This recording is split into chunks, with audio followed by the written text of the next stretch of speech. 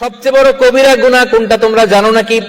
সাহাবারা বললেন, আপনি সবচাইতে ভালো জানেন ইয়া রাসূলুল্লাহ, আপনি বলেন। বিশ্বনবী বললেন, সবচাইতে বড় কবিরা গুনাহ আল্লাহর সাথে শিরক করা।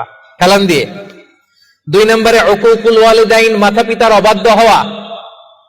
3 নম্বরটা যখন বলবেন হেলান থেকে উঠলেন এভাবে, সিরিয়াস। 3টা কবিরা গুনাহ তোমাদের বলবো না, বলেন।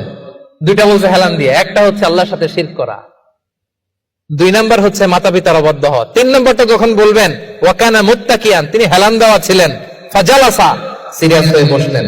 এরপরে বললেন, আলা ওয়া কওলু যুর, আলা ওয়া শাহাদাতু যুর, সাবধান, মিথ্যা বলো না, মিথ্যা সাক্ষী দিও না, মিথ্যা সাক্ষী দিও না, মিথ্যা সাক্ষী দিও না। বিষ্ণু বলতেই লাগলেন। কতবার যে বলছেন তার কোনো হিসাব নাই। কোন সুবহানাল্লাহ। সিরিয়াস, খুবই সিরিয়াস। কারণ মিথ্যা সাক্ষী সমাজে বাতিলকে প্রতিষ্ঠিত করে, জালিমকে প্রতিষ্ঠিত করে। মিথ্যা সাক্ষী